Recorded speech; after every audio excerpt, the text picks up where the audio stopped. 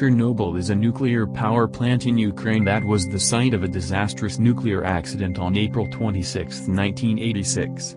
A routine test at the power plant went horribly wrong, and two massive explosions blew the 1,000-ton roof off one of the plant's reactors, releasing 400 times more radiation than the atomic bomb dropped on Hiroshima. The worst nuclear disaster in history killed 2 workers in the explosions and, within months, at least 28 more would be dead by acute radiation exposure. Eventually, thousands of people would show signs of health effects, including cancer, from the fallout. The Chernobyl disaster not only stoked fears over the dangers of nuclear power, it also exposed the Soviet government's lack of openness to the Soviet people and the international community. The meltdown and its aftermath drained the Soviet Union of billions in cleanup costs, led to the loss of a primary energy source and dealt a serious blow to national pride. Then Soviet leader Mikhail Gorbachev would later say that he thought the Chernobyl meltdown, even more than my launch of perestroika, was perhaps the real cause of the collapse of the Soviet Union 5 years later. Where is Chernobyl? Chernobyl is located in northern Ukraine, about 80 miles north of Kiev.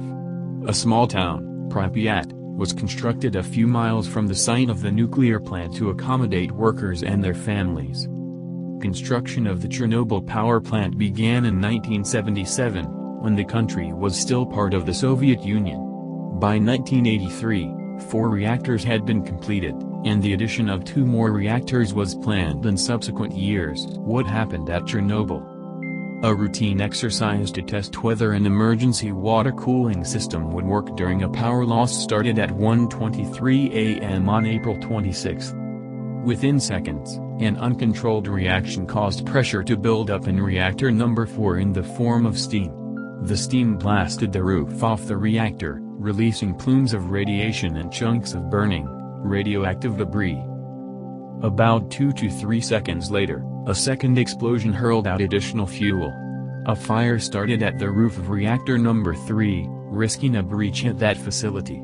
Automatic safety systems that would normally have kicked into action did not because they had been shut down prior to the test. Firefighters arrived at the scene within minutes and began to fight the blaze without gear to protect them from radiation. Many of them would soon number among the 28 killed by acute radiation exposure. Eyewitness accounts of the firefighters who had helped battle the fires described the radiation as tasting like metal, and feeling pain like pins and needles on their faces, according to the CBC documentary series, Witness. Days later, many of those firefighters would be dead. It wasn't until 5 a.m. the following day that reactor number 3 was shut down. Some 24 hours later, reactors number 1 and 2 were also shut down.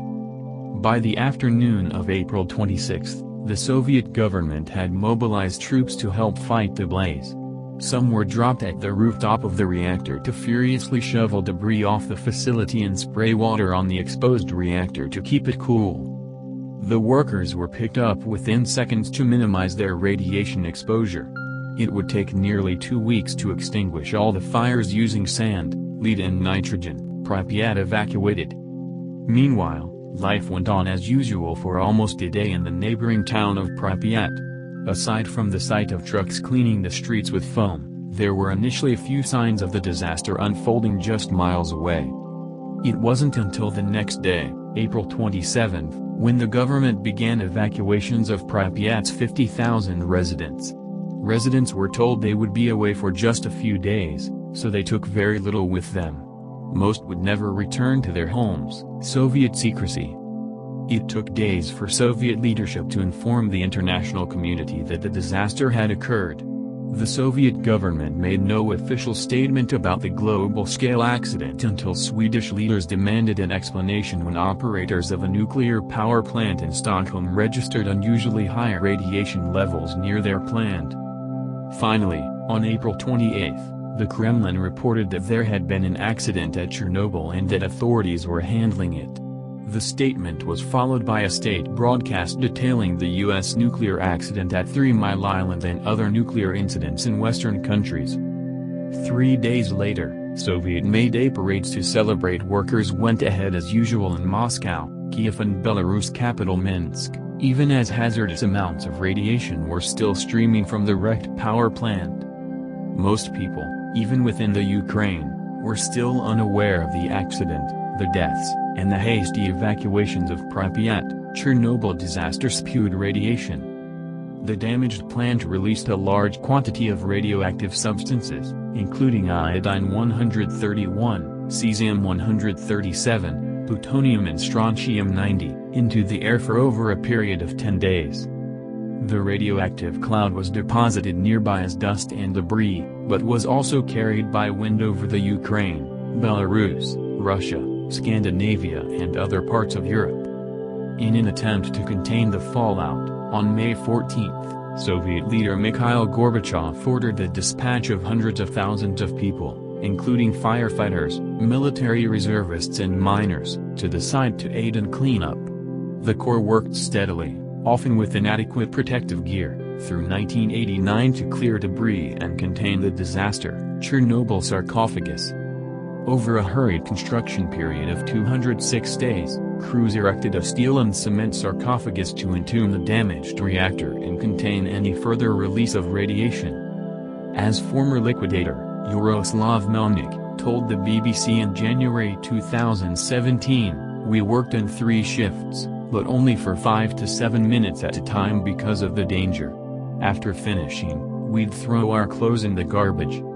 Starting in 2010, an international consortium organized the building of a bigger, more secure sarcophagus for the site. The 35,000-ton new safe confinement was built on tracks and then slid over the damaged reactor and existing sarcophagus in November 2016.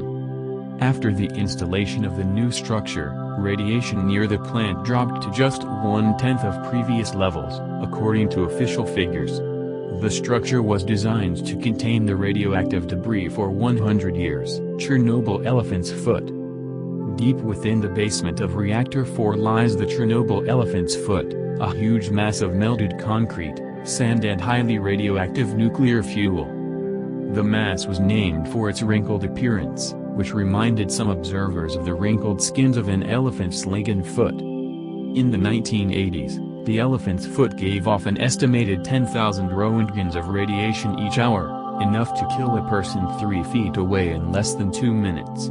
By 2001, that rate had dropped to roughly 800 roentgens per hour. How many people died in Chernobyl? Ukraine's government declared in 1995 that 125,000 people had died from the effects of Chernobyl radiation. A 2005 report from the United Nations Chernobyl Forum estimated that while fewer than 50 people were killed in the months following the accident, up to 9,000 people could eventually die from excess cancer deaths linked to radiation exposure from Chernobyl. As of 2005, according to the Union of Concerned Scientists, some 6,000 thyroid cancers and 15 thyroid cancer deaths had been attributed to Chernobyl.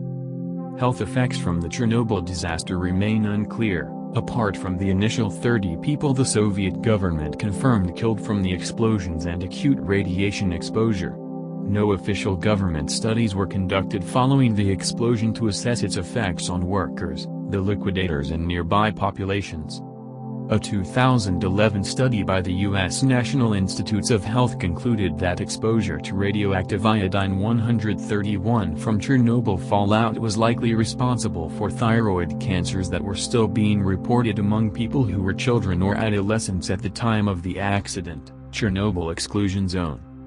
Apart from the ever-unfolding human toll from the disaster, the Chernobyl accident also left behind a huge area of radiation-tainted land.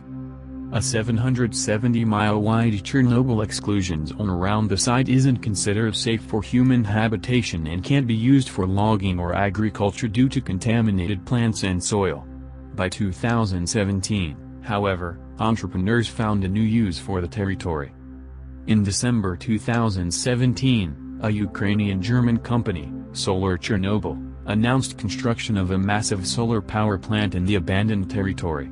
The 1-megawatt power plant, built just a few hundred feet from the damaged Reactor 4, was fitted with 3,800 photovoltaic panels. The Ukrainian government said that a collection of companies planned to eventually develop up to 99 more megawatts of solar power at the site. That's a lot of power, but still not close to the former output of the ruined nuclear power plant. At the time of the accident, Chernobyl's 4 reactors could generate 1,000 megawatts each. Chernobyl animals thrive. Meanwhile, wildlife, including boars, wolves, beavers and bison, showed signs of flourishing at the Chernobyl site, according to an April 2016 study. The researchers pointed out that while radiation exposure couldn't be good for the animals, the benefits of the absence of humans outweighed radiation risk. Chernobyl today. Humans, on the other hand, aren't expected to repopulate the area anytime soon. Ukrainian authorities have said it will not be safe for people to live in the Chernobyl exclusion zone for more than 24,000 years. Today tourists can visit the site, which appears frozen in time, apart from signs of looting, natural weathering and the encroachment of nature.